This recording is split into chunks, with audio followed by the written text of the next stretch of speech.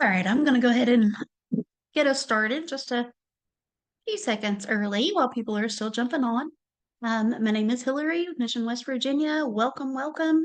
If you're new here, we hope you enjoy the day. If you're returning with us, we thank you for participating as always, and coming back and joining us today. So today we are really excited, and this has been a really popular topic. But we have Dr. Jeremy Houston with us to talk about the neurobiology of addiction, understanding the disease and treatment of substance use disorders. So if you guys will give me just a minute, let me introduce Mission West Virginia. I will let him take over.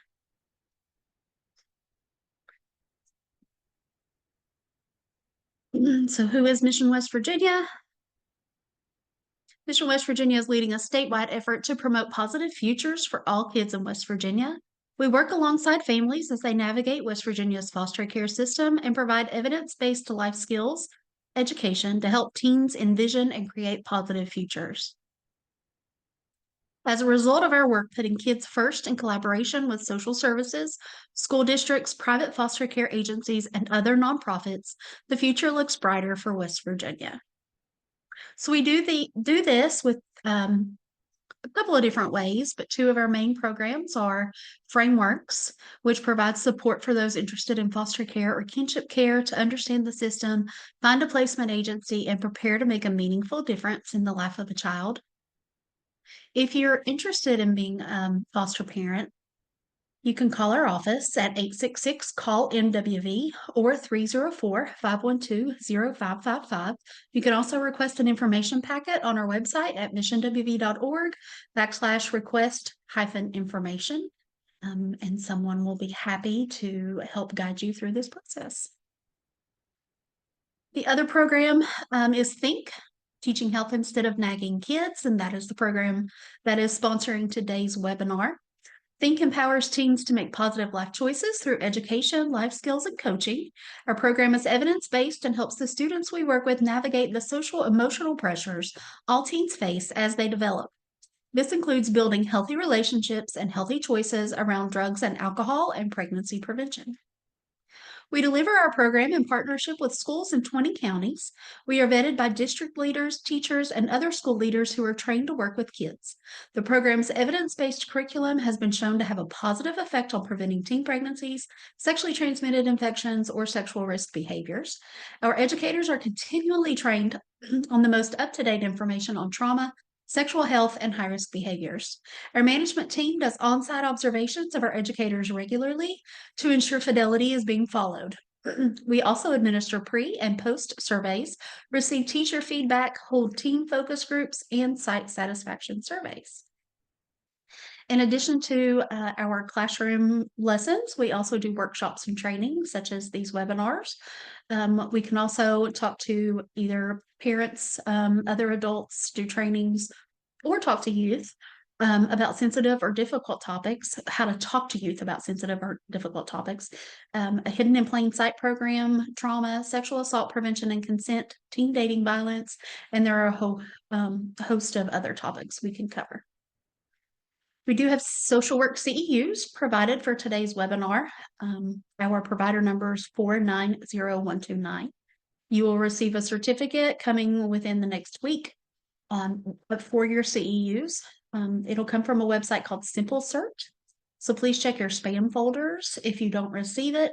If you still don't see it there, you can email us or email Becky at rwhite@missionwv.org to get another copy sent out. We will also have a survey that will be sent out. We would appreciate your evaluation information for that. So let's meet our speaker, Dr. Jeremy Houston.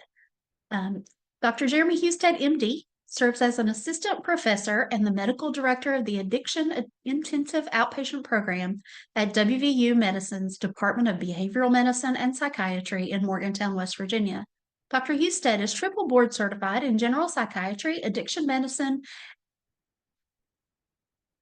and I'm lost in addiction medicine. I think that maybe I messed that up. Sorry. I apologize for that. Having treated thousands of patients with psychiatric and substance use disorders in various outpatient, inpatient, and residential settings. Prior to joining the WVU faculty in 2020, he completed 4 years of general psychiatry training there, including serving as their chief resident. After residency graduation, he served as the first addiction psychiatry fellow in program in West Virginia state history and is currently involved in training both addiction psychiatry and addiction medicine fellows at WVU and Marshall University. Throughout his career, Dr. Husted has maintained a keen interest in educating various audiences, including other physicians, medical students, nurses, advanced practice providers, peer recovery specialists, and those in the criminal justice system. He has given over 70 formal lectures on various topics from medication assisted treatment of opioid use disorder to combating stigma in addiction treatment. He is currently serving as the president of the West Virginia Society of Addiction Medicine, the state chapter for the American Society of Addiction Medicine. In the future, he plans to continue to advocate for effective substance use treatment and to help reduce the enormous amount of stigma that follows those with the disease of addiction. And we are so honored to have you with us today. I'm going to stop sharing and turn this on over to you. Thank you. Thanks, Hillary. Appreciate it. I have a bit of a sore throat today, so if anybody sees me reach for some water or some handy cough drops, just know that I'm okay. All right, let me try sharing my screen again. We had this working earlier, but you never know. All right, here. Probably on presenter mode, so we're going to swap. And does that look okay? There we go. Looking good. All right, sounds good. So that's me. My name's Jeremy Husted. This presentation, actually, some of you may or may not have been at the Hope Family Drug Summit back in January, and we were actually asked to give this presentation as a result of it. It's more or less the same presentation then. So if you didn't enjoy it back then, you probably won't enjoy it now, but I hope you learned something in the process. We'll see. All right, so that's me. I have no disclosures, so I don't work for anyone other than the university. I don't have any commercial ties. I don't have any pharmaceutical ties. I don't work for Pfizer or anyone else like that. I actually often will get into arguments with some of their drug reps. I just am not a big fan of that type of thing. So I work at WVU in Morgantown. So I'm an assistant professor. I do research here. I see a lot of inpatient, outpatients, do as much teaching as I can. I also serve as the president of the West Virginia Society of Addiction Medicine. So that's associated with the American Society of Addiction Medicine. And I have treated a lot of people in various areas. Currently, my main focus is in the IOP program, although we also have a pretty robust clinic that we run here, and I'm part of that, the COAT program. Some of you may be familiar with that, Comprehensive Opioid Addiction Treatment here at the university. Some special thanks. So Dorothy Van Oppen, Dr. Van Oppen, she's a dear friend of mine, and we actually originally developed this PowerPoint together in December, and we co-presented it back in January. At the time, Dr. Van Oppen was extremely pregnant, and now she's on maternity leave because she had her little boy, little Malcolm. He's a great little guy. So she can't be with us. She's enjoying being a mom, so good for her. Also, special thanks to Hillary for the invitation to speak. And also, having done this for a while now, it really is a privilege to be able to treat people with addiction. I think sometimes we lose sight of the fact that we really are helping in pretty remarkable ways, and the fact that people trust us to help them in their time of need. It's a difficult disease, not just on individuals, but society, on families, and the opportunity to help people, to meet them where they are. That is something I cherish and I appreciate. All right, let's take a pause before we really get into it. So anytime you really discuss anything about addiction, specifically the moment medications are mentioned to treat substance use disorders, this really can elicit strong emotions, so people tend to get riled up about it. I've been in some presentations, including criminal justice field, where I thought we were going to have like tomatoes thrown at us or something. With these virtual ones, it's a little bit better, I guess. You can spam email someone, but you can't physically assault them because we're not in person. The reality is that everyone has their own experiences with individuals struggling with addiction and treatment. So we all have, our experiences, whether they're professional or personal. and they're all valid.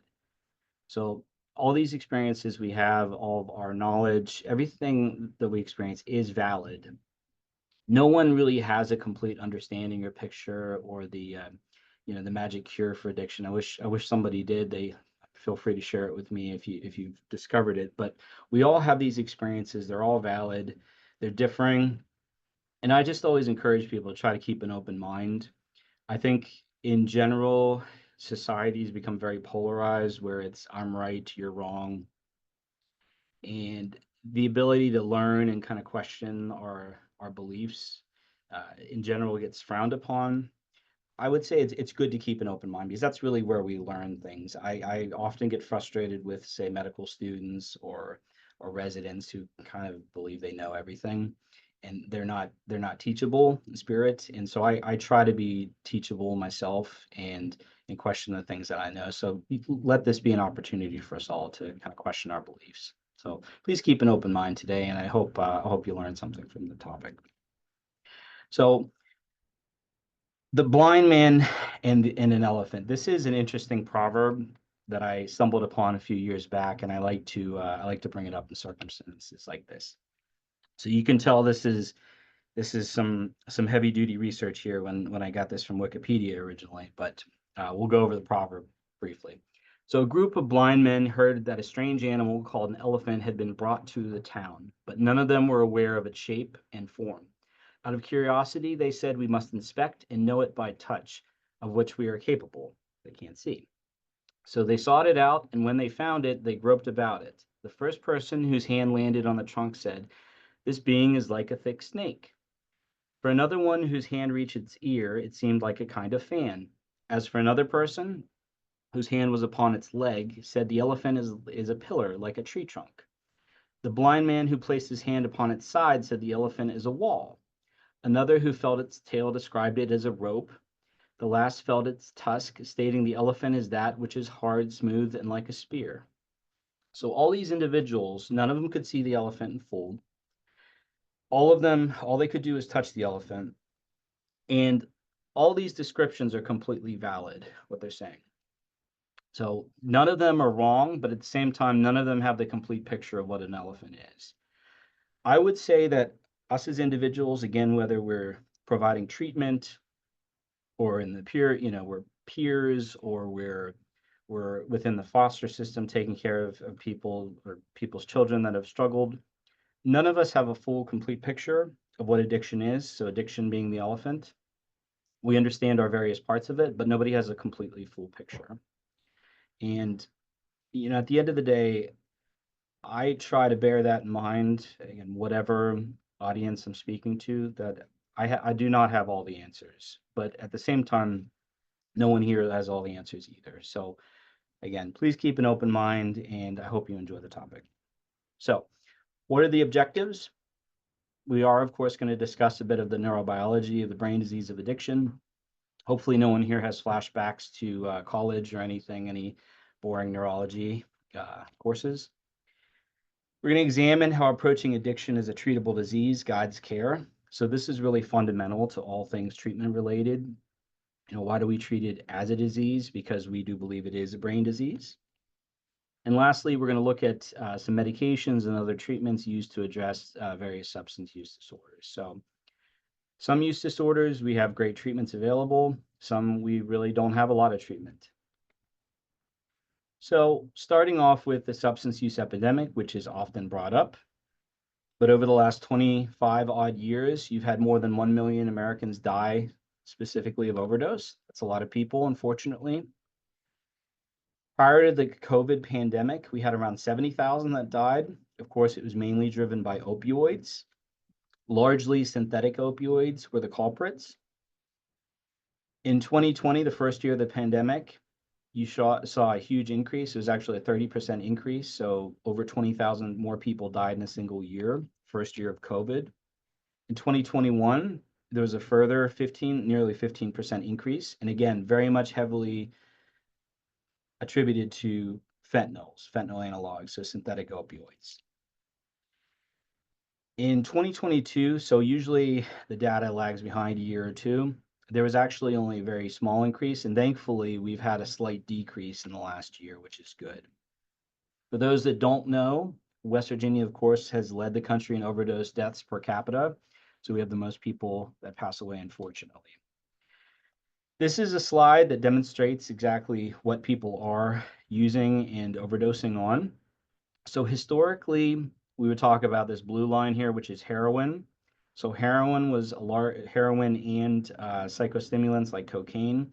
Those were really the drivers of most overdoses until you hit about 2014, 2015, which is really the emergence of synthetic opioids other than methadone. So that's fentanyl. So fentanyl is really what causes most deaths. However, things like methamphetamine and cocaine certainly are there. Heroin, you actually don't see a whole lot of heroin now. I probably hadn't seen heroin for where it was actually confirmed on a drug test for about 4 months, and I saw it earlier this week, which is interesting. Other things like benzodiazepines, which are prescription, those can contribute to overdoses. Other things, not so much. Again, so we mentioned heroin, that's an uptick. Prescription opioids, I'm sorry, I messed up the lines, but prescription opioids and heroin, those were really the two, but you don't see as much of either of those truly, especially heroin. Antidepressants, most people do not really die of overdoses from antidepressants. Moving on. In terms of our state in particular, prior to COVID, we had actually reduced slightly the number of overdoses. We peaked in 2017 and then it actually lowered prior to the pandemic. But in a single year of the pandemic, we shot up from 870 up to 1,300 people in a single year, which was quite jarring. The second year of the pandemic, we had over 1,500 people that died in a single year of overdose, which is remarkable. It actually has decreased, thankfully, and we're continuously see slight reductions. To put this in perspective, in 2022, the state that had the most overdoses anywhere in the country was California. So they had nearly 11,000, we had 1,300. But consider that they have 40 million people, whereas we have about 1.8 million people. So, I like to put it in perspective. So if California, let's say, had our death rate or overdose death rate, they would have had over 30,000 people that would have died in a single year. So a lot of treatments, a lot of federal monies, a lot of things go towards larger states, more populous states, richer states, more affluent states, whereas unfortunately we often get overlooked. And I would just challenge that we need to have the best treatments, best care available here in our state, as we can't necessarily count that anyone from the federal level is necessarily going to intervene on our behalf. I think someone raised their hand. Do we want to stop and take a question real quick? Jocelyn, is that right? Do you have a question, Jocelyn?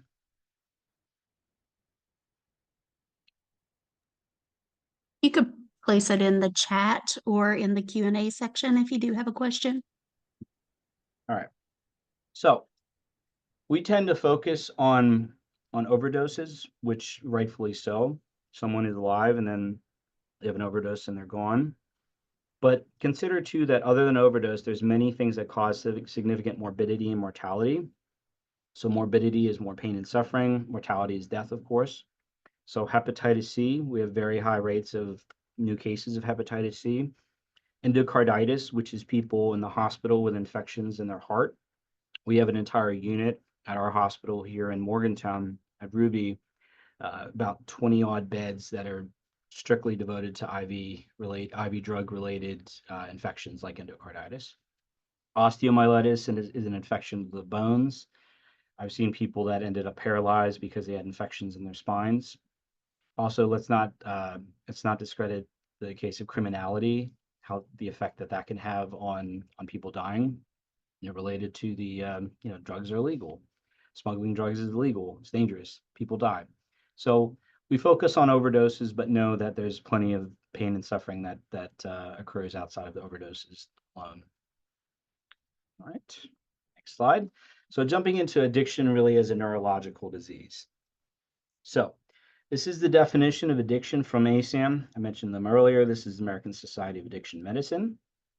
So addiction is a chronic medical disease involving complex interactions among brain circuits, genetics, the environment, and an individual's life experiences. People with addiction use substances or engage in behaviors that become compulsive and often continue despite harmful consequences. So really, many people, when you think of addiction, the idea of continued use despite harmful consequences, that's a good way to sum up what really addiction is. And it's not always just we tend to focus on substance addiction, but certainly addiction to other things like gambling, for instance, can cause just as many problems for individuals. Prevention efforts and treatment approaches for addiction are generally as successful as those for other chronic diseases. So they are worthwhile to treat because if you do treat them, people will respond to treatment, which is what we're going for, of course. So a bit more in addiction as a neurological disease. So addiction is characterized by one or more of the following, A, B, C, D, and E. So one is inability to consistently abstain. So people don't necessarily want to continue to use indefinitely. So folks want to stop using, but they struggle mightily with stopping. B, for impairment behavioral control. So when people are using, they act different. They do different things than they normally would do when they're sober. So you can take someone that is, a very, very thoughtful parent, a very, good parent, or, a citizen, somebody who works, and introduce heavy substances for years to them and see how that changes their behaviors. C, for craving. Craving is such an important part of the addictive process, not just during active use, but also people that are early in sobriety and who develop really intense cravings and often can have relapses. D, for diminished recognition of problems. So, especially for those of us who are in treatment, or working in treatment, it can be difficult when we encounter individuals that, from the outside looking in, we can tell just how destructive their behaviors are to their life. And looking in from the outside and saying, like, I can't believe that, you've lost your kids, you've lost your job, you've lost this, you've lost your health, and yet you continue to use. It's difficult, but that is something, of course, that characterizes addiction. Lastly, E is dysfunctional emotional response. So people act different, they feel different when they're using. So folks that would otherwise never have had issues with depression or anxiety or have never, heard voices, seen things, they experience these symptoms when they're using. All right. Or sometimes in sobriety. Addiction lives in a certain area of the brain. It's called the nucleus accumbens. This is really a primordial area of the brain that handles rewards, so normal rewards. So what would normally give us a small amount of dopamine hit, a little bit of pleasure, say something like eating a good meal or getting inside when it's really cold out and you want to warm yourself by the fire, or let's say you want to give your small child a hug. My 4-year-old daughter comes by. Sometimes she wants a hug, sometimes she doesn't. And getting that hug, a little bit of dopamine release. The reward system, it's meant to do us good, but unfortunately, it is what gets hijacked in addiction. So the nucleus accumbens, again, no flashbacks, hopefully, of those who've studied neurobiology at all. The nucleus accumbens, very small part of the brain, but again, very important when it comes to reward in all things that we do. So it's what gives us pleasure. It's what tells us, hey, you should do more of that. That meal is good, or that hug felt good. You should do it again. Feels good. Addiction is not a disease necessarily of the frontal lobe. So this is really the part of the brain that makes people people. So this is where we have logic. This is where we have reasoning. This is where we remember things. This is where we do math problems. Oops. It's where we do all that stuff. That part of the brain is largely not affected by addiction. It is not a disease of behavioral control per se, in terms of the part of the brain that we really put a lot of logical thought in. It's more of a disease of impulse control in areas of brain that we don't have much control over at all.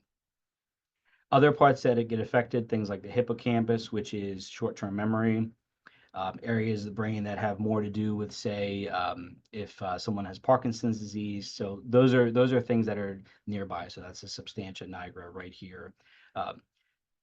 this part of the brain is really what's affected. So very much a primordial area of the brain that we have very little volitional control over. This part of the brain, by the way, is a little hamburger-looking part in the back that they test for when you get a field sobriety test. So let's make sure you can keep your balance, and that's where you can see from. But anyways, addiction is a neurological disease, so we certainly see cycles of relapse and remission. We like the part where people are in remission, where they're doing well in their treatment. We don't like so much the relapse because, unfortunately, all it sometimes takes is one relapse and someone ends up dead. Addiction is often progressive and fatal, so people, of course, die from these overdoses, but let's not forget about things like infectious diseases and criminality.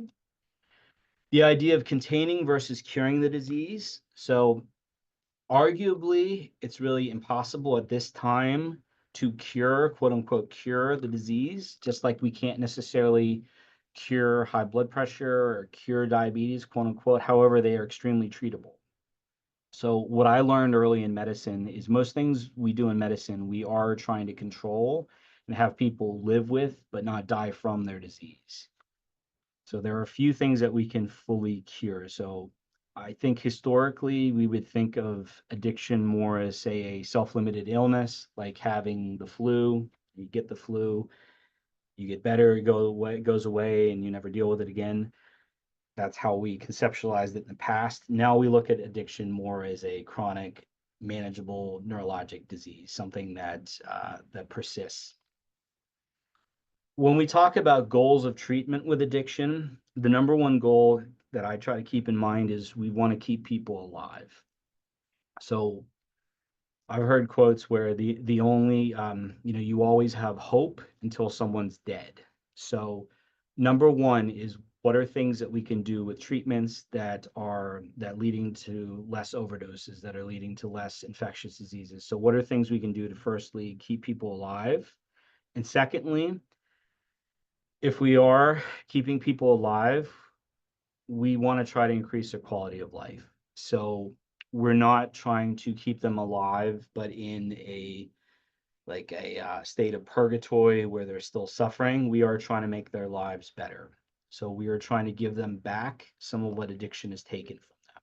So when people are heavily in addiction, this is generally not a pleasant state. So I don't think anyone when they're younger, as a child says, when I grow up, I want to become an alcoholic and have my family hate me. When I grow up, I want to die with a needle in my arm at a gas station. Or I want to grow up and get addicted to methamphetamines and become psychotic and end up hurting somebody. Nobody wants to do that when they grow up, but people fall into these addictions and it largely destroys their lives. So we are trying to give people back some of what addiction has taken from them. So give them back quality of life.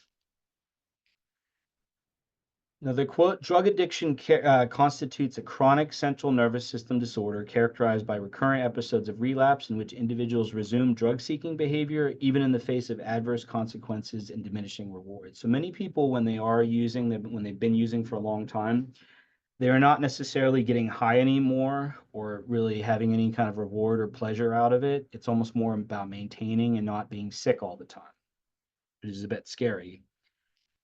The brain structure and function changes with substance use and when use ceases. So that's something to note, that when people are using, when they've been using for a while, your brain literally does change.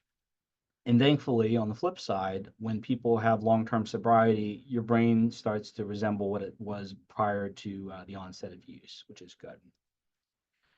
So in that vein, some things that change in brain structure and function.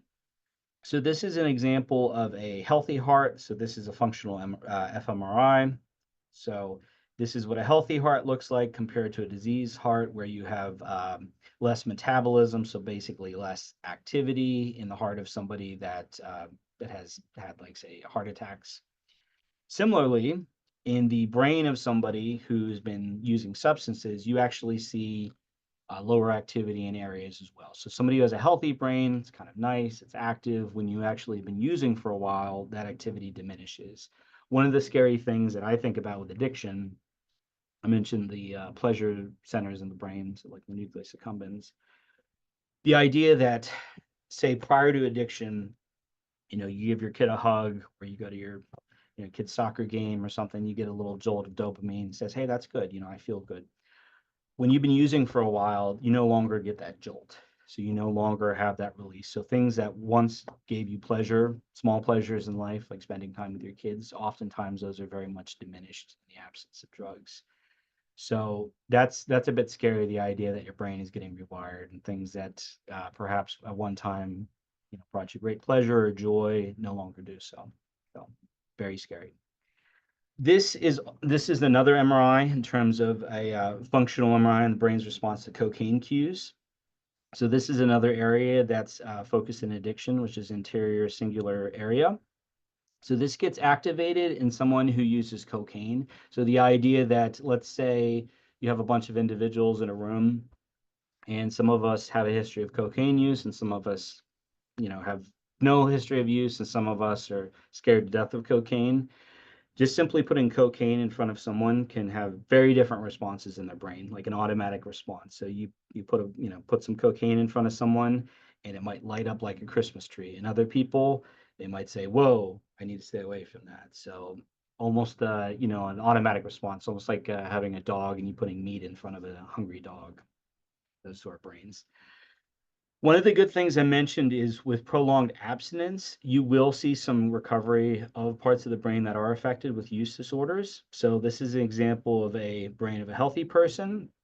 This is someone that just has stopped using methamphetamine. So you see attenuated response, so lessened response to parts of the brain. Whereas when you give someone, say, a year or more, 14 months in this case, suddenly that their brain is starting to look a lot more like it did prior to use. So pretty neat. Healing does happen.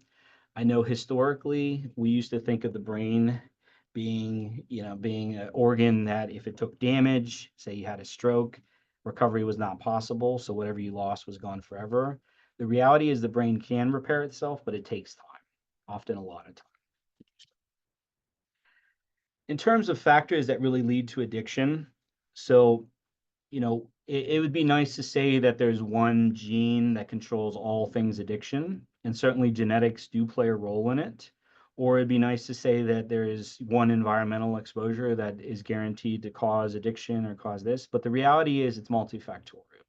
So some people are just generally more prone to develop addiction. So genetics certainly do play a role. Gender can play a role. So men in general tend to suffer more with substance use disorders compared to women, although women tend to struggle more quickly and fall deeper into it more quickly than men.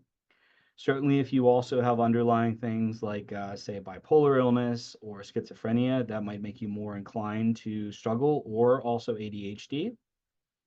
Terms of environmental triggers, so being in a chaotic home, having abuse, I'm sure most of us here are familiar with the ACEs score, so adverse childhood experiences. So that's often a good predictor of for future substance use.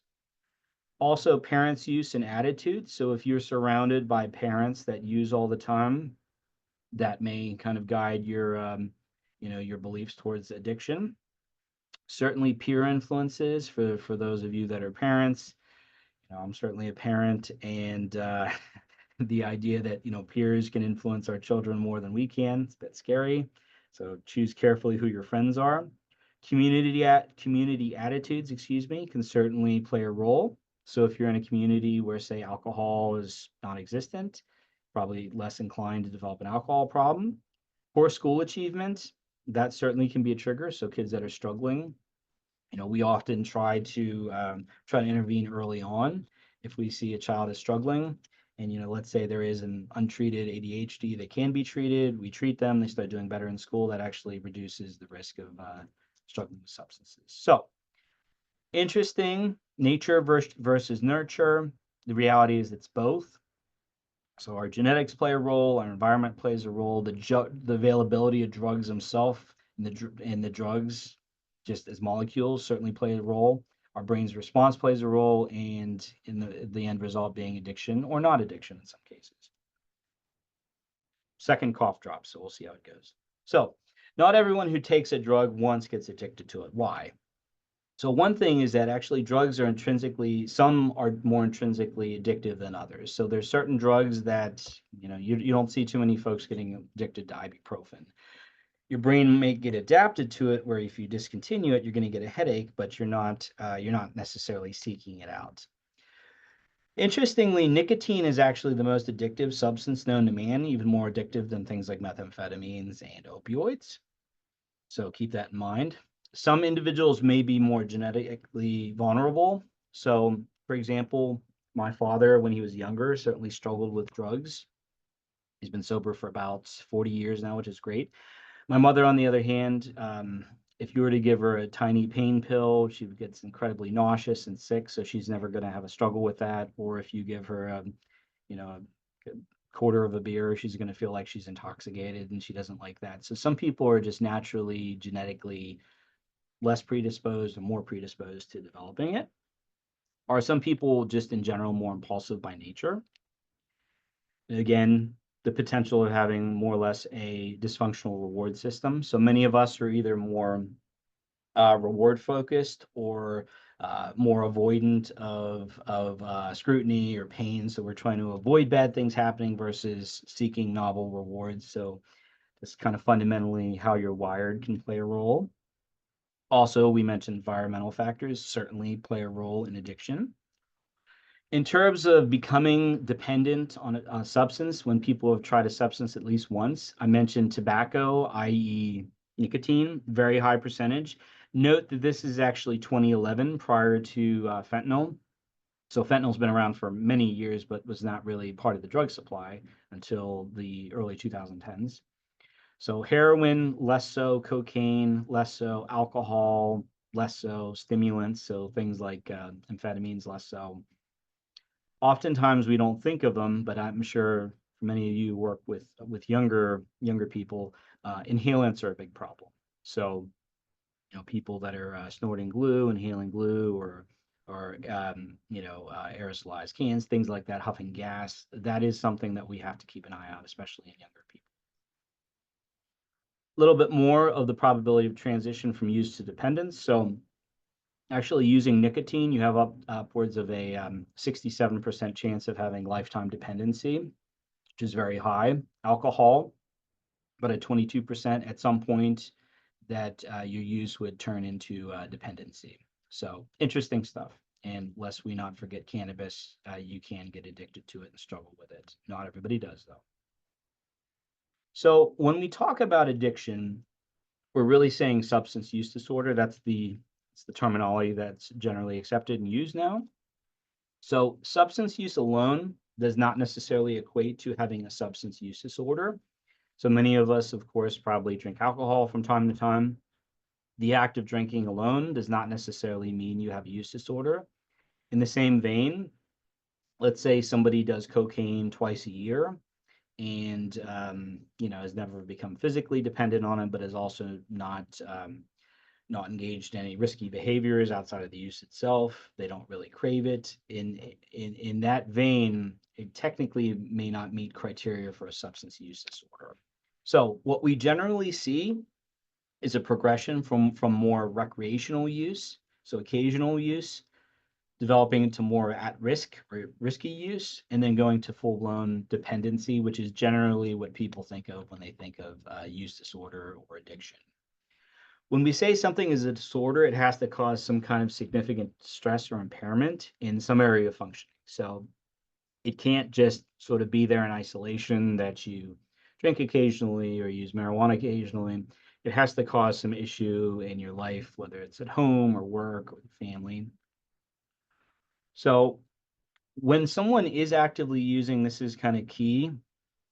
And those of us in mental health, hopefully this is second nature to us. But when someone's actively using, we really try to avoid diagnosing them with other mental health conditions that share similar symptoms. So, for example, if somebody is using a lot of methamphetamines or they're using PCP, they're not going to sleep very well. They're going to look and feel very erratic. They're going to be probably very irritable. They may be hallucinating. That can look a whole lot like a manic episode of bipolar. I have had lots of people come to the hospital that were diagnosed with bipolar disorder that have no history of bipolar disorder, that aren't manic in any way, shape, or form, and that it was simply related to their substance use. That can be a very different treatment if someone is bipolar. So if we're saying someone has bipolar disorder, that means we need to treat them chronically for bipolar disorder. In the same vein, things like synthetic marijuana or even these high potency THC products, that can certainly lead to psychotic episodes that we see. Usually they go away. However, they can certainly develop into more of a prolonged thought disorder like schizophrenia. We generally try to avoid diagnosing somebody with schizophrenia until we know that in the absence of use, that they are still experiencing these symptoms of psychosis. Similarly, alcohol or benzodiazepines, if you take enough alcohol, alcohol is a depressant, of course, it will lower your mood. It will make you depressed ultimately if you drink enough. So, again, we're just trying to be very careful with making these overarching diagnoses like depression, like especially bipolar disorder or schizophrenia, if we know substance use is involved. So we try to be, again, very, very careful with this. So a little bit of pause on addiction as a disease, because I know this is something that can get us hung up on, really. When I was younger in my career, I certainly struggled with this, the idea that is it a disease? Is it not a disease? What are the connotations that go along with saying something is a disease or not a disease? So if we diagnose something as a disease, this does not necessarily take away someone's responsibility for their actions. So if we say, addiction's a disease, that doesn't mean that it excuses people for, to do anything. That it's perfectly okay if you break the law, or you do this, you do that. That is not the intent. Just like, again, if I have some other disease and I do something illegal, I can't really say it's all the disease's fault. All right. So if somebody has an addiction to whatever it might be, so they should be expected, just like any other disease, to one, seek effective treatment. Hopefully that effective treatment is there. Sometimes it's not, which is tragic when people, have finally made the decision to get help and they seek out help and help is not present for them. So that is difficult. If they get on treatment, they should stay adherent to that treatment, whatever it is, therapy, medications, whatever. We also want people to help us to identify any other problems that exist. So let's say I try not to get so hyper focused on just addiction alone. So if they do have problems with their heart, if they do have hepatitis C, let's treat it. If they are struggling with other things like homelessness, we're certainly going to have to intervene there. And lastly, we don't want people breaking the law or endangering other people. So again, saying it's a disease because it is a disease, we're not saying that you have permission to do whatever you want. Okay. Unfortunately, however, often people, when they do seek treatment, again, it's unavailable or it's unoffered. So we have individuals that struggle many years with substance use. They finally come to the conclusion, I want to get help. They seek out help and they don't find help, which is tragic. So these are some barriers that are identified for treatment. This is from SAMHSA 2022. So some notable ones: no healthcare coverage and could not afford the cost. I hate that this is a reason for anybody not to get treatment. Personally, and again, I have no connections with pharmaceuticals or insurance companies or anything like that. I certainly don't call the shots with those guys. But if I had my way, all the pharmaceutical companies that created this mess in our state years ago, they would be the ones that paid for all treatment, and it would be completely free for any individual that experienced it. So much like if anyone has family members that have that are on dialysis. So dialysis does not go through insurance. If you have chronic kidney failure, you get treatment. Period. I would love that with addiction. Another big reason, though, that people don't stop using is not ready to stop using. So they are not at a point in their use that they are ready to stop. which is difficult to reconcile in my mind, and certainly difficult if, say, you're in law enforcement, forcing people to have the motivation to change. Not always easy. Another barrier is did not know where to go for treatment. We were talking about it a couple days ago. There were many hospitals in the state that if you sought detox, they would kind of look at you with crossed eyes and say, what's detox or what's medical clearance? They didn't know what to do. Now, most places will, if you step into an ER or wherever in the state, they should at least know how to do medical clearance and have an idea where to refer you to if they're not able to do it themselves. All right. So we believe it's a disease. We believe it's a neurological disease with effective treatments. So good treatments do exist for the disease of addiction. So there are good treatments. They often, but not always, involve medicines. There are many programs that exist, and there are lots of levels of care which are available for patients. Not everybody needs to go into acute detox. Not everybody needs to go to a residential program. Not everybody even needs to do a outpatient program. Sometimes early intervention is all that's necessary. So I mentioned before, we wouldn't necessarily say we can cure the brain disease of addiction yet. However, we do consider it now to be controllable chronic disease. So I would argue that within addiction, say like opioid addiction, with the treatments that we have now, no one should die of overdose. If we got everybody in stable treatment, then we shouldn't have overdoses. It would mostly probably be people that weren't in treatment that were having overdoses. There are emerging treatments available. Some of you may, seen things on like 60 Minutes, things that we're doing up here, such as deep brain stimulation, high intensity ultrasound, which are opening up new possibilities, kind of, new and emerging stuff that you can literally change the parts of the brain that have been damaged. So for instance, the deep brain stimulation, which has been used for years on things like Parkinson's disease, literally putting an electrode down to the area of the brain where addiction lies, the nucleus accumbens, and stimulating it. That's pretty cool. Not everybody wants that brain surgery, though. I get it. So something like high intensity ultrasound, which there's no cutting, there's no anything like that. But these are kind of neat things that are emerging, and who knows where the field of addiction may be 10, 15 years from now. I will say, though, that when people do seek treatment, let's say they seek treatment, they find good treatment, and they're doing well, folks will get pressured to prematurely stop treatment by their families, sometimes the courts, and sometimes peers. I think one of the most tragic things I've seen over the years is you have somebody that's very stable in treatment and doing great. And then, let's not to pick on meetings, but let's say somebody goes to a meeting and they meet somebody who says, oh, by the way, you're not sober because you're not doing it the way I did it, or you're bad for doing this, or what, fill in the blanks, whatever it is. We've had peer recovery coaches that kind of led people astray, and next thing you know, someone relapses, and sometimes people die. And whenever you see those instances, that's always tragic. Certainly trying to counsel people, counsel families, counsel peers, counsel the courts. That was a big issue we had for years, where people would get into some kind of drug treatment program and the courts would force them out of treatment. That was always disturbing.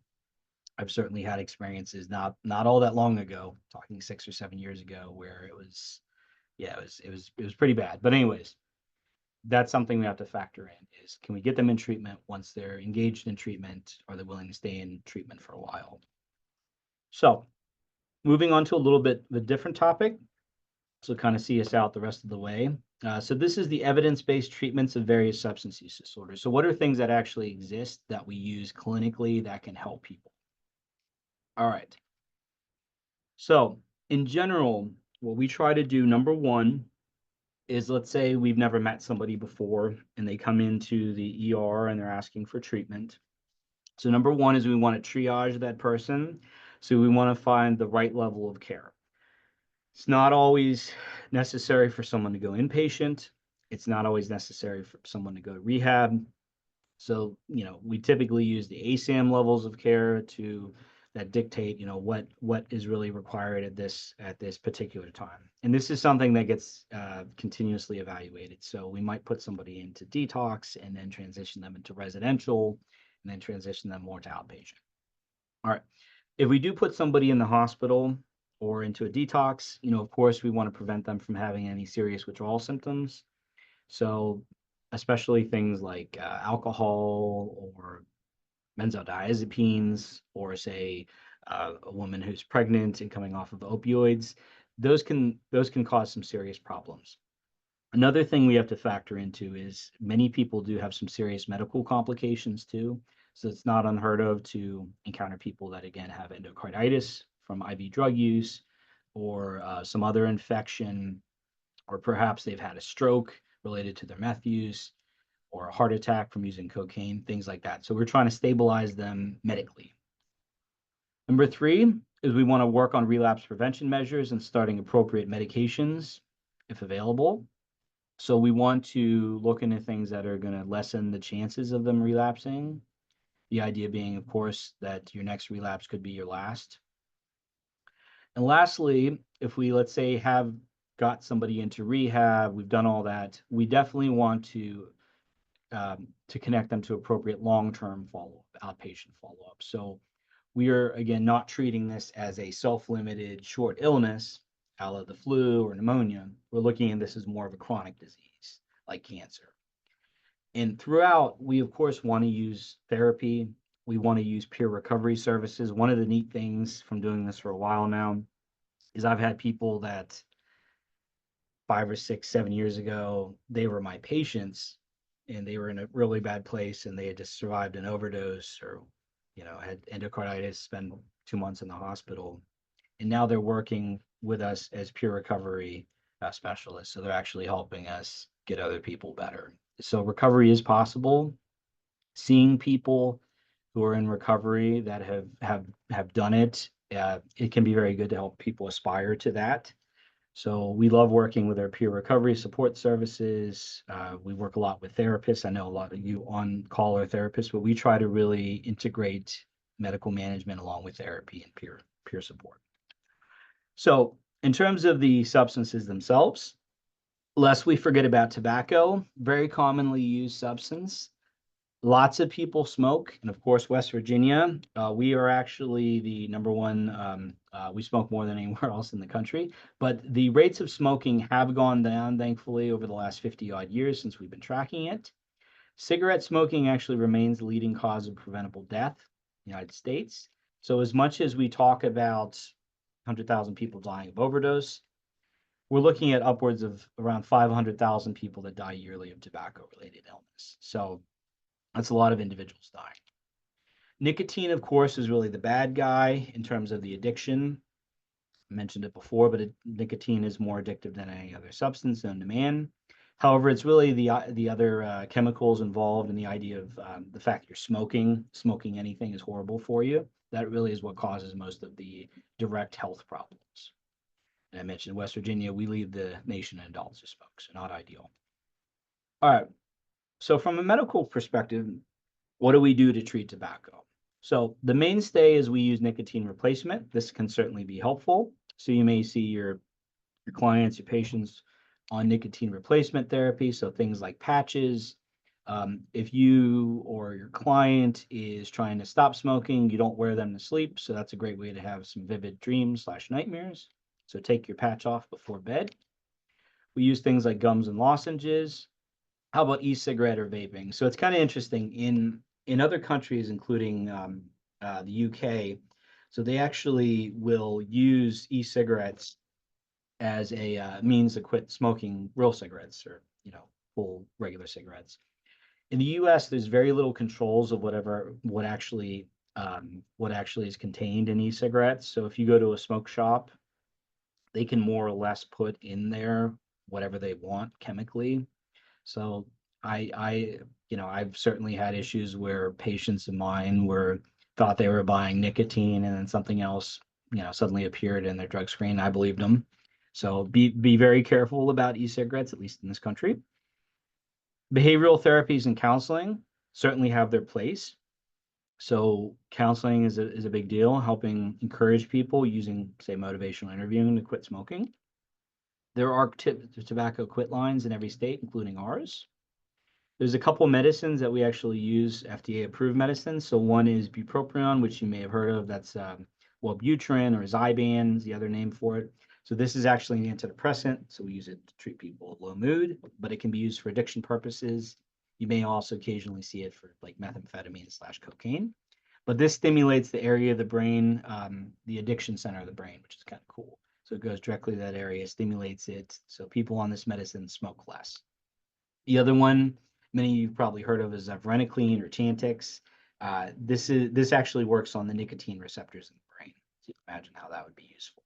So we have some decent treatments to treat tobacco. Often when we're doing treatment, we don't necessarily prioritize to stopping tobacco right at the top of the list. It's not necessarily going to kill you day one the way a fentanyl overdose will. However, I'll talk to my patients. Yes, we have got you to stop using meth. We've got you to stop using opioids. You're not going to die of one of those. However, we also want you now to live to be 75 years old and not 50 if you stop smoking cigarettes. So we want you to be there for your family and things like that. So, anyways, stop smoking.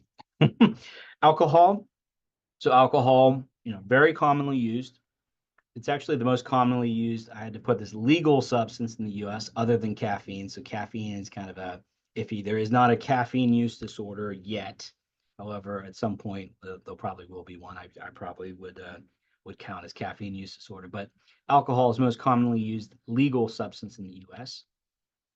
Lots of people drink. Lots of people actually struggle with alcohol use disorder. So around about 30 million Americans would qualify for having an alcohol use disorder or addiction in the past 12 months. That's a lot of individuals that struggle with alcohol.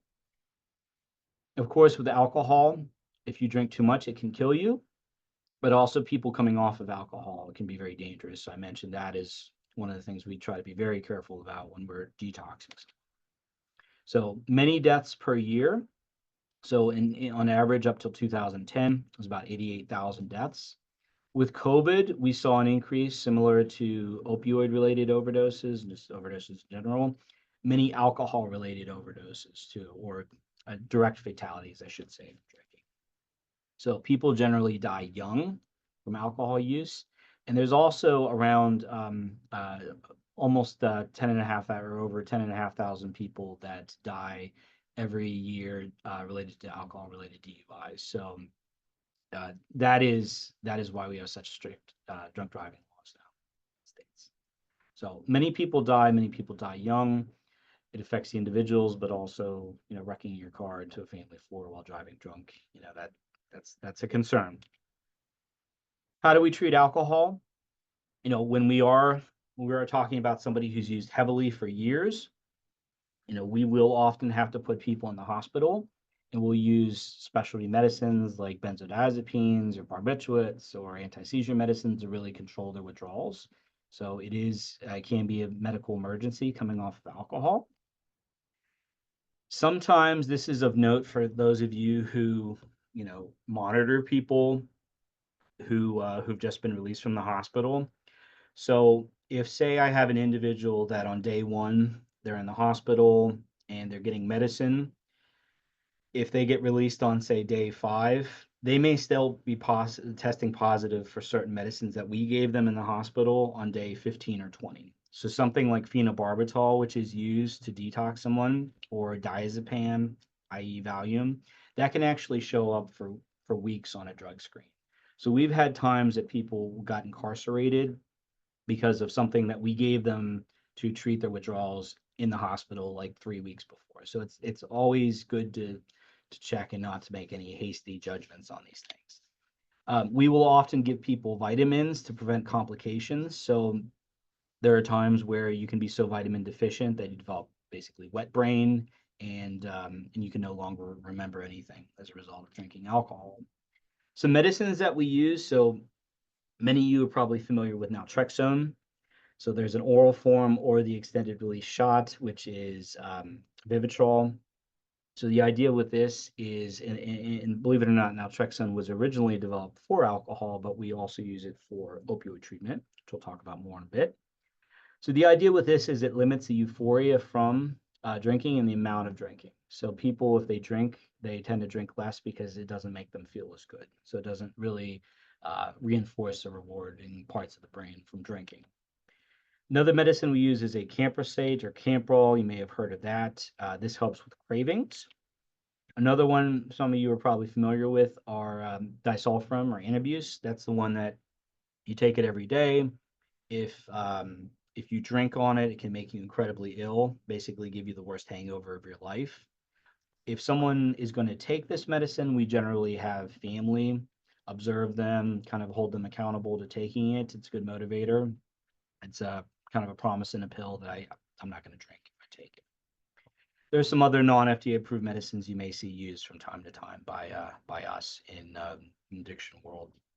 So marijuana, this this could be about 10 topics on its own. So we'll hit some of the highlights. So this is the most commonly used illicit substance. It is still technically federally banned DEA Schedule 1 drug. So regardless of what state legality is, which varies state to state, it is technically still federally banned. And if you cross state lines with it in your possession, you've created or committed a federal offense. Many people are active users. This has gone up quite a bit over the years.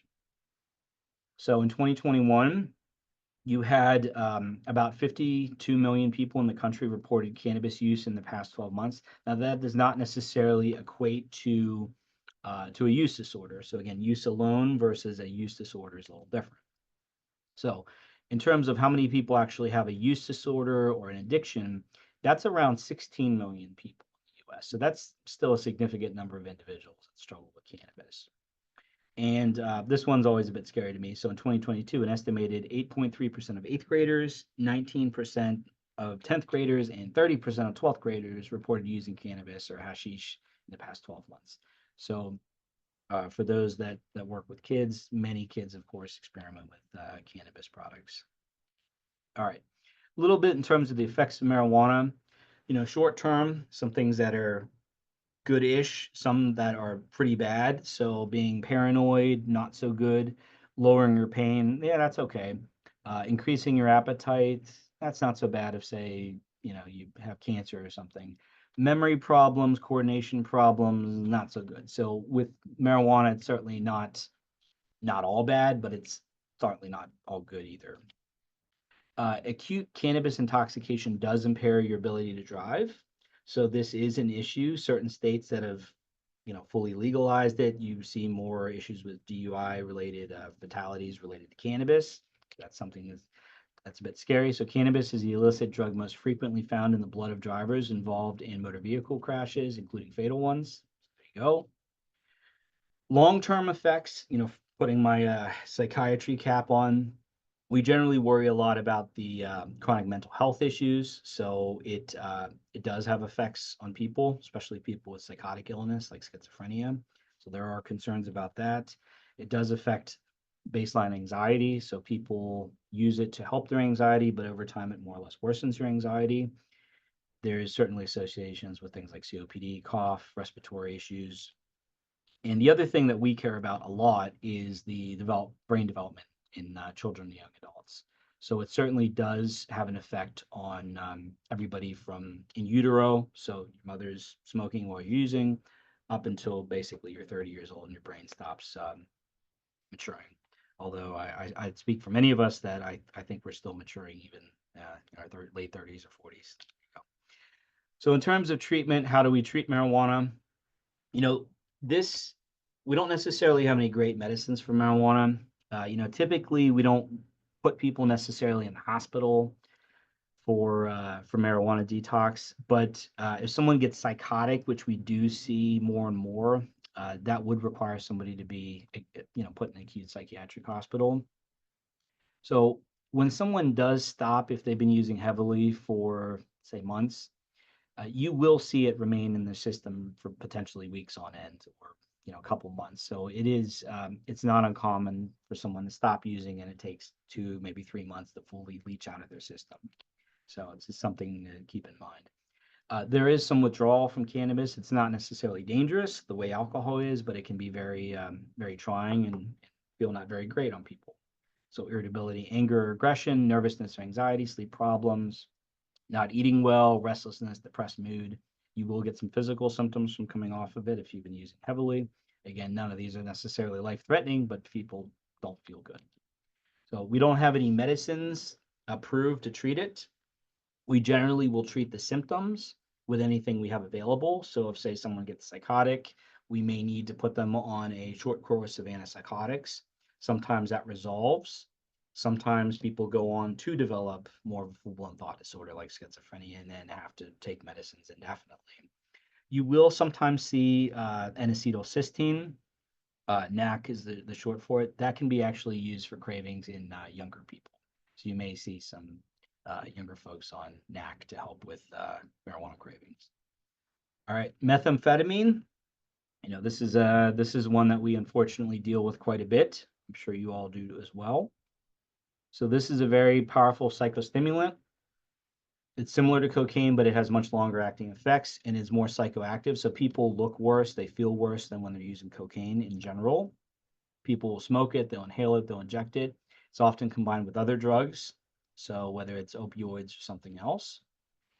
For a little while, the rates had actually decreased the meth use, in part because of this act that made it difficult for people to buy the precursor molecules. So historically, you would have folks go into drugstores and buy, say, 200 boxes of Sudafed and go home and cook it. Now, if any of you try to buy cough medicine, you feel like you're doing something illegal. You got to present your ID and everything like that. So it's the nature of how methamphetamines are made has really changed. And in that way, it actually has become more of this mass production and importation from other countries. So typically Mexico. If any of you have all watched Breaking Bad, really, it's almost life imitating art. So starting off with small batches to more mass production, mass importation, cheaper prices, more purity. That's actually what we're seeing now. And of course, some drug dealers will market methamphetamines as a way to stop opioids. Somebody wants to stop using fentanyl. Well, here, use meth. It'll fix everything. All right. Clinically, we are certainly seeing a lot of instances of insomnia and psychosis from heavy use. So this is a bit of a scary thing. Opioids certainly kill people. So opioids cause overdoses, but with methamphetamines, I've heard it said that meth makes people decay. So chronically using meth is very, very detrimental to your mental health. All right, so how do we treat it? We will put people in the hospital if they're psychotic. Insurances often don't want to pay for people to get treatment, which is a common theme and a big area of frustration for me. The withdrawal is similar to cocaine in that it's not dangerous, but people can be very depressed. They can be, have these psychotic symptoms. They can sleep for days and days on end, which doesn't always make detoxes happy if someone's in bed for 4 days because they've been awake for 2 weeks straight using. So people will get depressed and anxious, to be irritable, sometimes get physical. They'll be very, very tired, understandably so. We will use medicines like benzos or antipsychotics, which, keep in mind, if, say, we're giving somebody a bunch of Valium in the hospital to calm them down from meth, it may show up in their drug screen for 2 or 3 weeks after they leave treatment. So it's a little tricky. We don't have any great medicines, so they're all used off-label. So you may have heard of mirtazapine, which is Remeron. We use that a decent amount to help with sleep, cravings.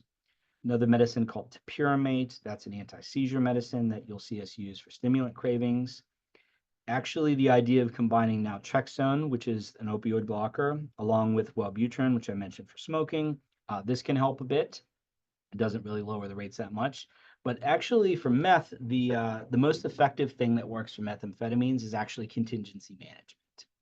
So this is very effective, and it's quite simple in practice. But in practice, it's difficult to implement. So the idea that an individual comes in, provides a urine drug screen. If the drug screen is negative, they get, say, a $5 gift card, or they get a coupon to go to the movies or whatever.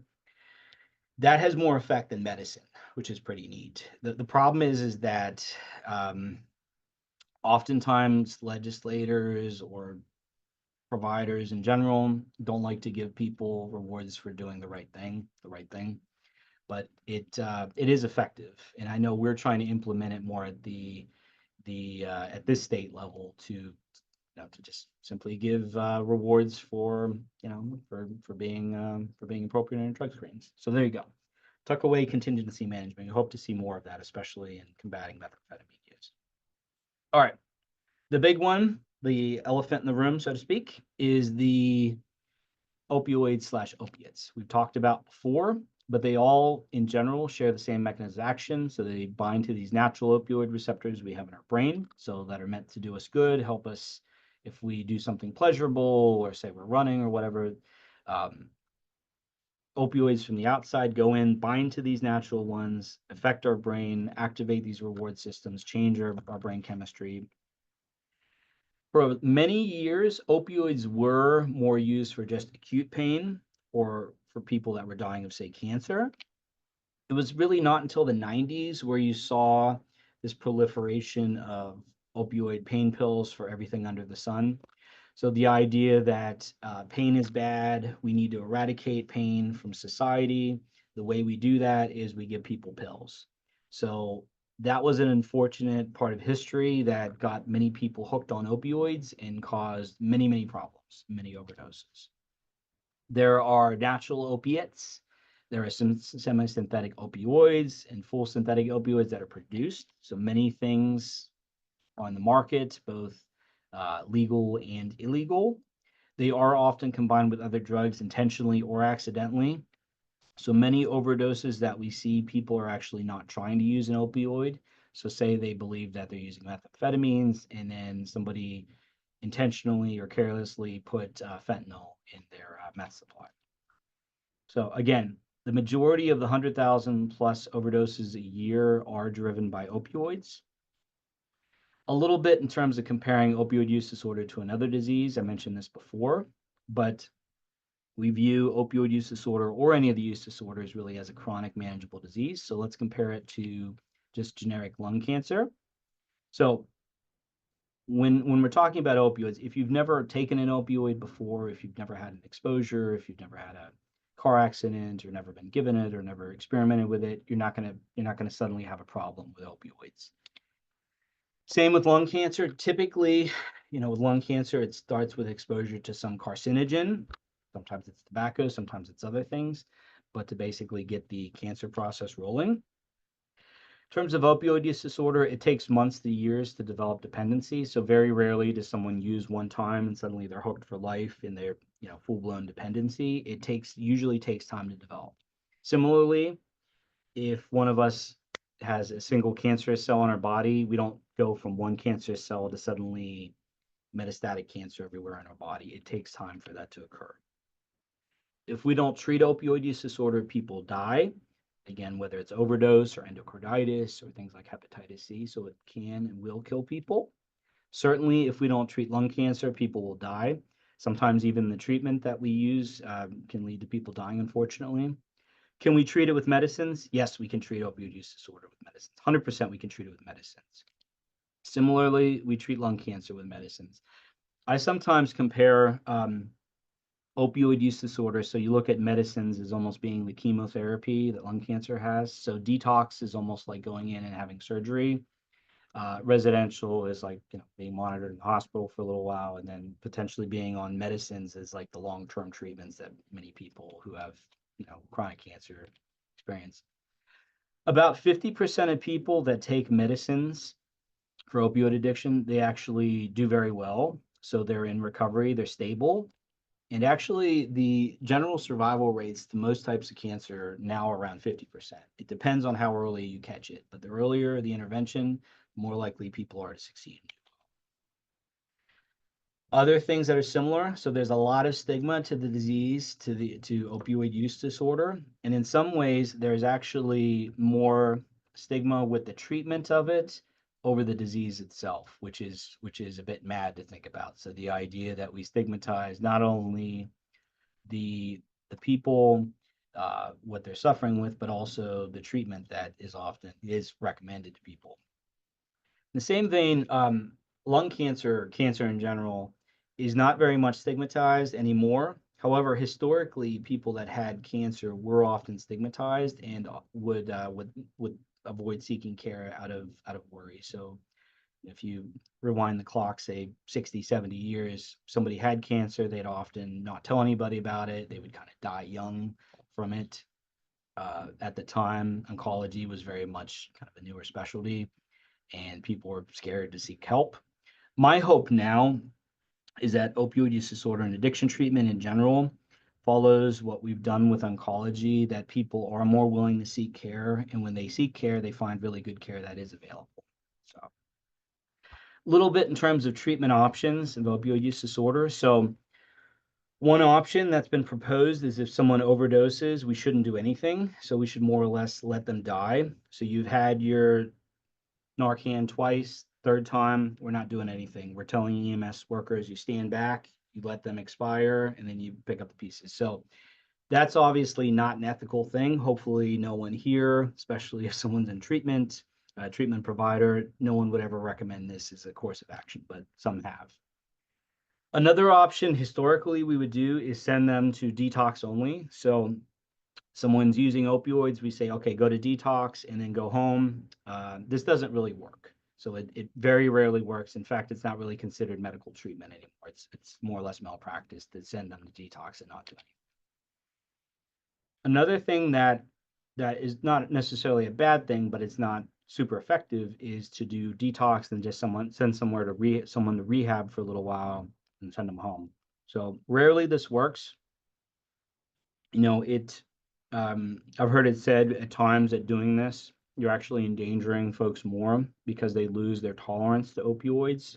And if they do go back out and using, they're much more sensitive to opioids, and it sets up potential for overdose. So something to keep in mind. When we talk about medicines, so you may hear it said like medication assisted treatment or medications for opioid use disorder, they usually work. So they're not perfect by any means. However, the reason we like them, the reason we use them is because people generally stay adherent. It helps with relapses. It also helps with treatment retention, which is key. So people getting in treatment, but actually staying in treatment, staying engaged in treatment. So the bottom line, the reason we prescribe medicines is because it works, because it keeps people alive, not because we have any love for medicines. If I had some intervention that cured opioid addiction without the use of medicines, sign me up. But the reason we use medications generally is because they're effective and they help people remain stable. All right, so a little bit more in terms of medicines. Medicines are the gold standard of treatment for opioid use disorder, and they're really the only efficacious and ethical medical treatment available. So from a doctor's perspective, if I say I want to treat opioid addiction, I really have to use medicines if I'm going to be an ethical practitioner. It would be if you're not using medicines, it's akin to saying I want to treat pneumonia, but I don't want to use antibiotics. So everybody recommends using medicines. So I mentioned things like ASAM, triple AP, NIDA, SAMHSA, the AMA. Everybody's in agreement that this is the best we have currently.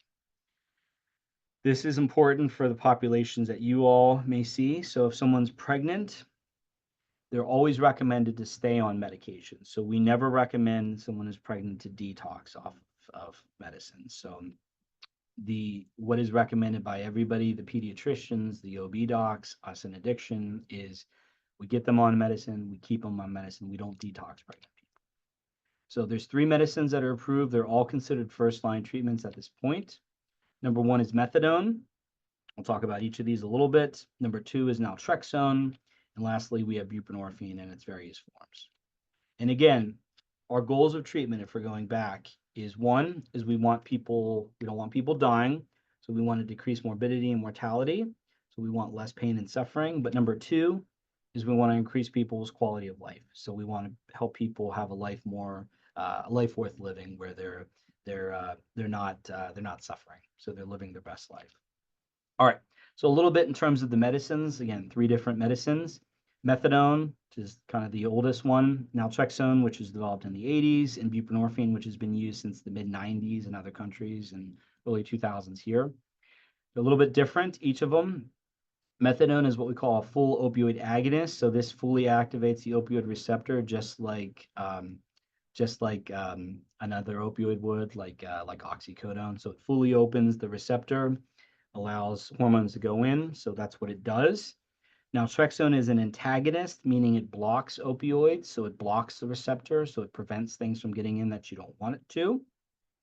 Buprenorphine lives in between the two, where it partially opens these opioid receptors and partially closes them, which is pretty unique in its mechanism. There's some pros and cons to all these medicines. So some pros with methadone is it's long lasting, so it works for a while in your body. It certainly reduces the number of overdoses. So what you see is people that are stable on methadone rarely, if ever, die of overdoses. So people are stable. It's been around for a long time. We've been using it since the 70s. It also helps a lot with pain. That was what it was originally designed to do, and it's still used for pain control. And it's arguably the strongest treatment we have for opioid addiction. Some pros of bupe: it does reduce overdoses just like methadone does. There's minimal risk of overdose from it itself, which is good. So you can't really overdo it with too much buprenorphine. It has a ceiling effect when it comes to lowering people's ability to breathe. You can prescribe it from a doctor's office. There's less risk, not no use, but there's less risk of IV use. It does help with pain. So you may actually see people that are prescribed buprenorphine patches for pain, which is kind of neat. It's pretty simple to get people started on it, and it's actually there's some new long-acting forms which you may have heard of. But naltrexone, pros are it's usually given an extended release, so that the Vivitrol shot, it's not diverted, so there's no street value for naltrexone. There's no risk of overdose from the medicine itself. However, people lose their tolerance and they could overdose if they take opioids. There's no dependency on naltrexone, so your body doesn't get used to it where there's withdrawal. And there's minimal stigma with it, some, but not as much as the other ones. So what are the problems with methadone? Very inconvenient. So you have to, if you're getting it for addiction, you have to go to an opioid treatment program. There's currently only 9 in the state by law. I think we may be the only state that blocks the number of methadone clinics. There's possible diversion, so sometimes people will divert it. It is lethal in overdose, so if you take too much methadone, that can kill you. There is a withdrawal from stopping it, so it lasts a long time, and there's certainly stigma in taking methadone. Problems with bupe: there's not a lot of doctors who actually prescribe it. There is some diversion from it, so people will misuse it. There's withdrawal from it if you stop it suddenly, and there's certainly stigma with taking it. Lastly, the problems with naltrexone. So compliance is a huge issue with naltrexone. I mentioned the shots. Most people will receive 1 shot and never get a second shot. So compliance is very poor with naltrexone. It is very difficult to get people on the medication. It does not reduce overdoses. I'll repeat that. It does not overdose or reduce overdoses. So from a population standpoint, we know that methadone and bupe will reduce overdoses. Naltrexone does not. It's not great with pain, so it blocks pain medicines. It is costly, and not everybody responds in terms of cravings because it acts differently than the other two. All right. A little bit more into the effective use of medicine. So I mentioned it is the gold standard of treatment. Choosing medicines depend on many factors, so such as the patient, their insurance, logistics, etc. Opioid detox alone is not considered a treatment. It's really more or less malpractice now from our standpoint. In our view, if someone is taking medicines as prescribed, that is sobriety. So, we're not of the mindset you're sober if you're not taking any medicines and you haven't used forever. Okay. If you're taking medicines as prescribed, you're avoiding any other substances, and you're just taking your prescribed medicines, that is sobriety. I mentioned already, maintaining somebody on buprenorphine or methadone is always recommended in pregnancy to protect both the mother and the fetus. And this is kind of a scary statistic, but not treating opioid addiction in prison, people are 129 times more likely to die of overdose in the 2 weeks following release. So what you generally see now is people are either maintained on medicine while they're incarcerated, or sometimes they're even started on medicine while they're incarcerated. So the theory being, again, if you put somebody in jail for, say, a month or 2 months, and they're not using in jail, they lose all their tolerance to opioids. And if they go out and use the same amount, the chances of overdose are very high. All right, a little bit more in common myths on opioids and treatment. So 28 days, 90 days, or 180 days of residential treatment is the gold standard. It is not. It's not a bad thing to go to residential, but by itself, it's not a curative. Another one are people are cured of their opioid addiction after a few months of sobriety. Think of it as, again, a chronic disease that people are maintained but not necessarily cured. Another common myth is addiction is not a disease. It's simply a choice.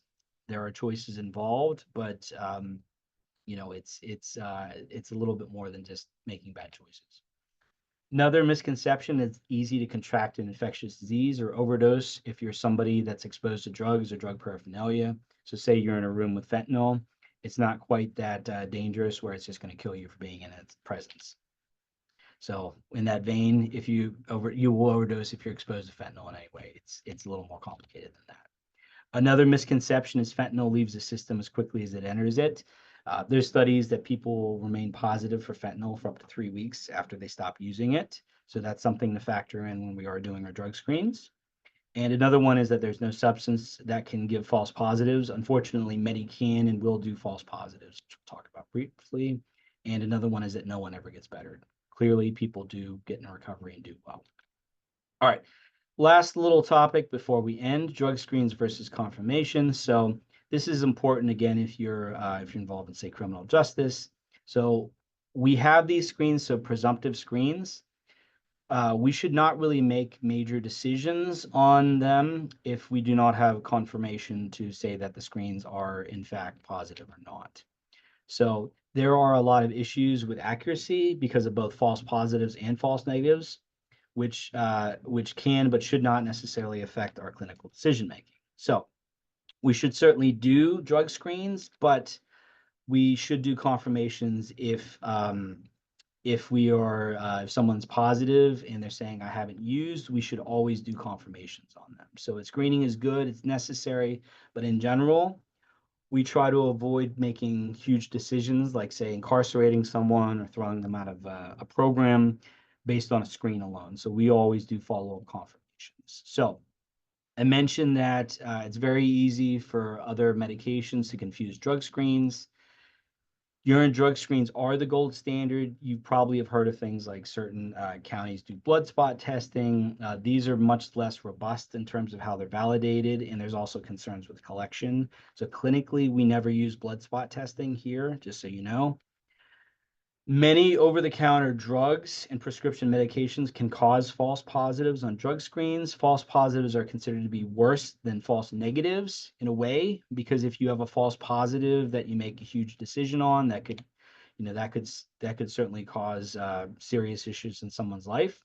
So, for example, if you have a false negative and say someone gets away with it, that means maybe someone goes a week or two where they're not caught, quote unquote. Whereas if you jump on a false positive and send someone to jail or take away their kid, that's, in theory, a much worse outcome to do. One other thing, for example, is fentanyl. So there's many meds that can be false positive for fentanyls include, let me highlight here, trazodone, which probably some of you all take for sleep. Risperdal, which is an antipsychotic, and Vega is an antipsychotic. That's another antipsychotic for nap, and also even Benadryl, which I'm sure many of us have taken at times, can cause a false positive for Benadryl for fentanyl. Excuse me. So some more examples. This can be just used at your own leisure, but certain things like NSAIDs, ibuprofen can look like marijuana, for example. Other medicines can look like opioids. I mentioned poppy seeds. With how sensitive these tests are now, they will pick up small amounts of morphine and codeine. So just things to be aware of. All right, in conclusion, we only have a couple minutes, but I will certainly stick around longer to answer questions if people have them. So substance use disorders affect many individuals in West Virginia and worldwide. Our state has unfortunately been hit hardest by substances, so we certainly need the best treatments and standards of care available. Disorders are considered neurobiological diseases, not just bad choices. There's choices involved, but we look at this as more of a brain disease rather than just a disease of you can't make good decisions. Some of the most intelligent people I know, some of the most logical people I know, have struggled mightily with substances in the past. Another conclusion is addiction is a treatable brain disease, which does not, but although it's a treatable brain disease, excuse me, this does not diminish or excuse consequences of use. So it's treatable, but that does not mean that we excuse people when they're using, like everything's fine. There are some very effective medications and treatments available, but they're often not offered or declined on account of stigma. And lastly, the more we understand about the brain and can use the good treatments available, the more lives we can save. Ultimately, that's why I do what I do, is because I want to help people survive overdoses. I want people to live their best lives, and I don't want people struggling. So if we have any questions, I'm happy to answer them. Thinking guy, and here is my contact information too. So these are the reasons that I do these things. So that's my son. He just won a book competition. That's my daughter. Sorry, boys, daddy's my Valentine. So don't mess with her. She's a tough cookie. She's not going to be a psychiatrist. She's going to be some like vascular surgeon someday. She's pretty tough character. Yeah, I wouldn't mess They with her. look great. Thanks. They try. They're All right, usually it looks like photogenic. there are, oh, they are, they're precious. There are some questions in our Q&A. The first one says, can that be the reason our baby doesn't cuddle because her mom used during the complete pregnancy? So you're saying like the baby So, doesn't has trouble like latching on to the mother kind of because of its exposure. maybe, or That's snuggling, just yeah, there's actually you don't generally see that too much. I think there's actually evidence that some like concerns for neonatal abstinence syndrome can be you can lessen it by just doing more tummy time and actually cuddling and breastfeeding too, even if mothers are on medication. So there used to be a big concern about say being on buprenorphine or methadone and breastfeeding, but actually that can help with things like neonatal abstinence. So I don't think it necessarily has the time to affect the reward system of a baby as much as maybe it does the mom. So hope that answers it a little bit. Any other questions? Sorry. yes. The next one was, can there be an injury to the frontal cortex that might cause irregular behavior similar to addiction? Yeah, no, I mean certainly there's a lot of historical examples. A lot of people have heard of like Phineas Gage, where he had it was like a pole get shot through his frontal lobe, and it completely changed his personality. Certainly, a lot of times when people have frontal lobe injuries, they can be more impulsive. So we've had many instances of people having TBIs, getting more impulsive, and then after that, actually developing addiction problems because they're more impulsive and they're more likely to experiment with things. Or, in the course of their pain treatment, they've got addicted to opioids or whatever it might be. So, yeah, you could almost argue that the addiction itself causes brain damage as well. So, Okay, how long should someone be quote unquote clean before you attempt to diagnose them with a mental health disorder? So that can vary, and yeah, the clean is relative. There are caveats that say if someone's using the exact same amount of drugs all the time, which you don't see a lot, and they develop like a disorder on top of it, that you can make the diagnosis.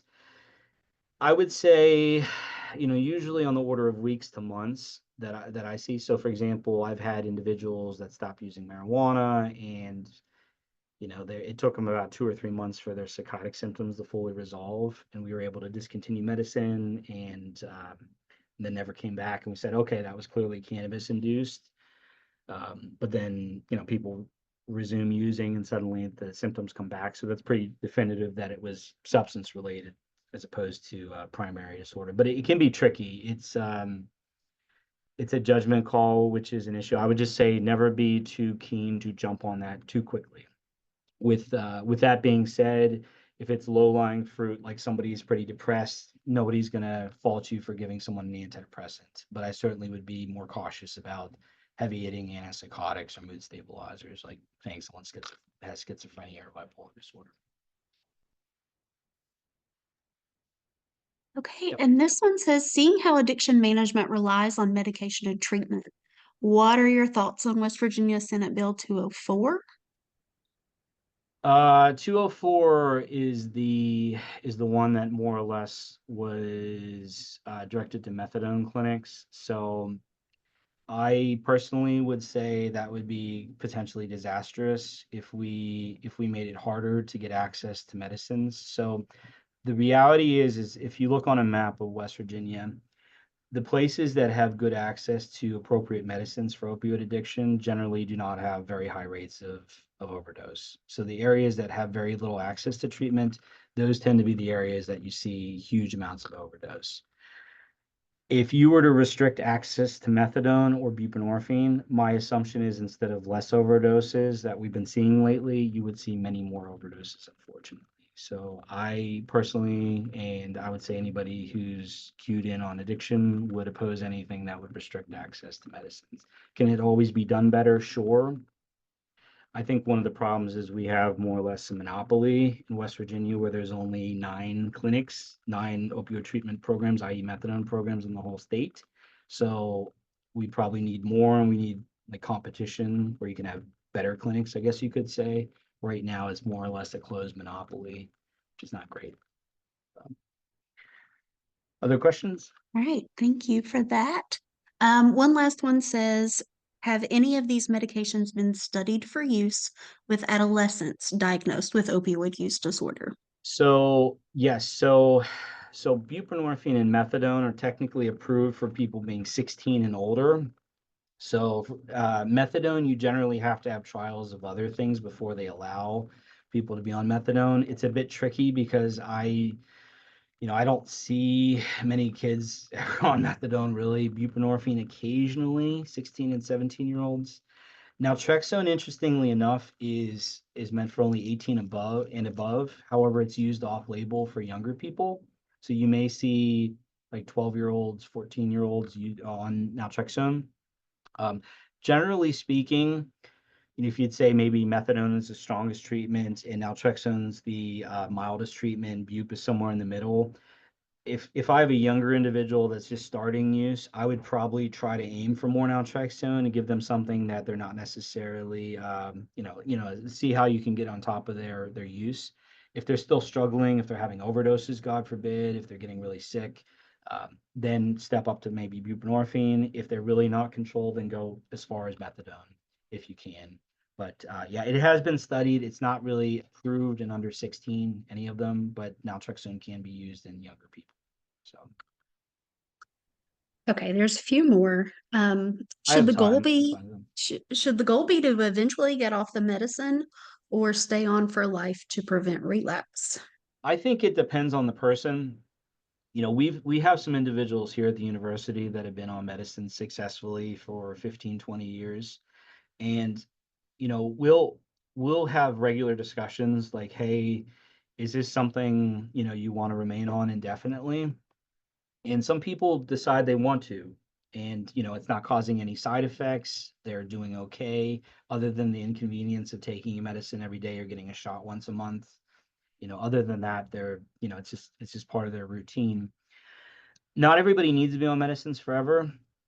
Um, it I think it should come down to the individual and frank and honest discussions. I think the problem is generally more that people try to discontinue medicines too quickly when they haven't stabilized the rest of their life, when their recovery, they're not doing meetings or they haven't sorted out the underlying depression or the homelessness or whatever. They really are pushed to stop too quickly. Um, there are probably better ways to get off of it than others. So one of the things we're doing with the long acting, say buprenorphine, like Sublocade and Brixadi, is using that as a way to help taper people off. Not everybody, but it can be a easier way to taper off of medicines. Um, I try not to be so black and white, like, is it going to be a year? Is it going to be 10 years? Is it 20 years? Is it lifelong? I think it should be individual to individual. And it's a clinical decision, but it's an important decision to make. And the other thing too is we've had people that have discontinued medication, then decided to restart it later. Even people that don't necessarily relapse, but they just, they're having cravings, or maybe they're dealing with chronic pain, and it was beneficial for that as well. So there's a lot of factors in it. I try not to be so black and white about, you know, is it forever? Is it temporary? It depends. All right. This question says, why has it been so difficult for laws regarding methadone for OUD to change for easier access? Um, I think probably stigma in general. I mean, the laws honestly have not changed it really at all since 1973, 1974. So the laws have been the same for 50 years. There's probably a little bit of, I mean, stigma is part of it. There's probably not probably, there are racial discrepancies too. Historically, methadone targeted kind of inner cities and things. So that was an issue. The idea that's kind of like us and them, us being good people that don't use drugs and them being bad people that use drugs. Mhm. They don't deserve the things that other people get. So let's, the hell with them kind of stuff. Um, from a treatment perspective, though, methadone is extremely effective. And I will say other countries, you can get methadone not from methadone clinics. You can just get it prescribed by an addiction doctor who says this is good for you, it's helping you. And people can get methadone prescribed for pain, which does not require them to go to a methadone program daily or weekly or whatever it might be. So I can't answer all the questions. Ask your local official and the US government. I will say that there is a push to allow doctors to prescribe methadone, addiction doctors that prescribe methadone, just like we can prescribe bup or naltrexone, but that would take literally an act of Congress. So we'll see what happens with that. Get that too. Yep. Um, so this question says, why aren't there more dual treatment type facilities available that look at addiction and mental health? They've So dealt with relatives, I guess, with opioid addiction, but also bipolar, and it was difficult finding a place for them. yeah, I mean it's tricky because I mean it's a tall ask addiction by itself. When you introduce things like psychotic illness or mania, that can be very tricky. Insurances often will neglect the fact that technically you can get higher levels of care paid for if there's enough psychiatric illness, and maybe it's like a little bit of addiction and a lot of psychiatric illness that could get you a higher level of care, but insurances sometimes only want to pay if someone's detoxing from alcohol or whatever. The actual being able to treat both is tricky. I would say that there aren't a ton of people that have both training in, say, psychiatry or psychology and addiction. It's sort of a subset of people. I mean, I know a decent number of them, but most of them work here at the university or at Marshall. Some at in Charleston, like CAMC. But it is very much like a subspecialty, and a lot of general practitioners aren't comfortable with it, with treating addiction or mental health. And there are some people who are involved in mental health that want nothing to do with addiction either, which is tricky. So we certainly are trying to expand training. That's why we like working with the addiction fellows. We certainly have people like advanced practice, people that do that learn more about addiction up here, so they're equipped to handle both. And we certainly like it when therapists and they get extra training in addiction. So we're a rare breed, I guess.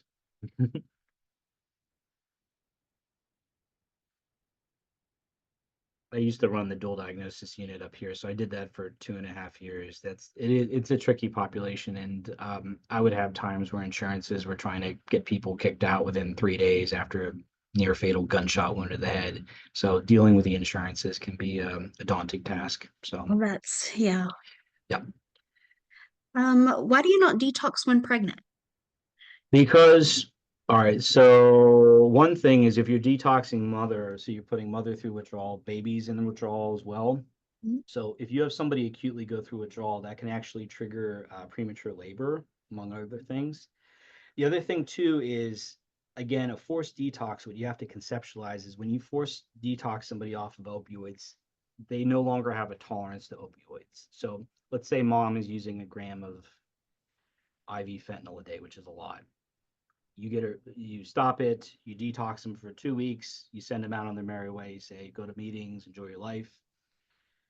God forbid they have a relapse on even a half a gram. That could be enough to easily kill them and kill baby. So Mm. I know there's a lot of worry about, oh my goodness, if mom's on methadone or mom's on bupe, is that going to hurt the baby? Is the baby going to go through withdrawals? Potentially, baby can have a little bit of withdrawals when they're born, which is definitely managed, and we know how to manage it quite well. But what's worse than baby having a little bit of withdrawals is baby and mother being dead, you know, 8 weeks prior because they never made it to delivery. So, it can be complicated ethically. What I will say is pregnant women treating them appropriately, they're very appreciative and they can do quite well. We've had, within our larger clinic, we have specific groups just to help with pregnant individuals. I've treated many pregnant people over the years, and yeah, it's a little difficult to wrap your head around at first, but once you start doing it, you realize how much better the outcomes are and how people are stable and babies are healthy. It changes your perspective quite a bit. So One question also says, do you do studies for babies who are adopted? I assume they mean maybe that have been in foster care or taken from an addicted parent. uh I'm sure somebody does population studies. Studying children is quite a difficult thing to do. I Right. mean, certainly wouldn't be doing necessarily interventions, but I will say one thing. When we talk about ACEs, so kids being separated from parents in general is very traumatic for them and not ideal. I've had I know sometimes we certainly mean well and we're trying to take kids out of bad situations, but sometimes we can be overzealous with that and push kids out of homes with people that are in recovery and trying their best and put them in far worse situations. And we've been doing this long enough that we're seeing kind of the second generation. So all those kids that have been adopted out or put in the foster system, now we're seeing them where they're having their own problems. And part of it's probably all the separation, the reactive attachments that they develop through being in foster. So I would just say be very cautious with child removal, and the end outcome should be to try to reconcile families and get people treatment, not necessarily to take kids away from families. So, Right. yeah. Okay. One final question is, what are the chances of a baby being addicted when the mother is still on MAT? So the baby's not really addicted per se. The baby may have tolerance. So when we're thinking like addiction, so what are the chances the baby may be a little bit like sick or have the sniffles when they come out is probably around like 20-ish%. Now, generally speaking, they might spend 2 or 3 extra days in the hospital and they go home. They're not addicted for life where they're born addicts. They're going to guarantee to develop addiction later on. So they may have some physical dependency and they may need, a little bit of medicine. Sometimes all they need is more swaddling or tummy time or, you know, breastfeeding. But the stats are probably around like 20-ish, 25%. They're about the same whether it's methadone or bupe. They tend to be milder if it's bupe compared to methadone. But still, it's as long as it's a hospital that knows what they're doing.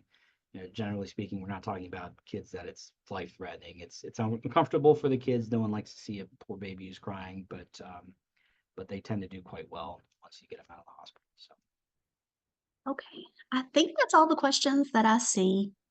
Thank you so much for staying on this extra time and offering your thoughts and opinions on some of these things. We appreciate it very much. welcome. Thanks And for this not has throwing been any great. tomatoes at me or anything. So I appreciate No, that. this has been great. And I'm already seeing requests for you to do another Uh, presentation. So uh, you may be hearing from me very soon. oh no, I may need some time to recover. I've got too many Okay. presentations.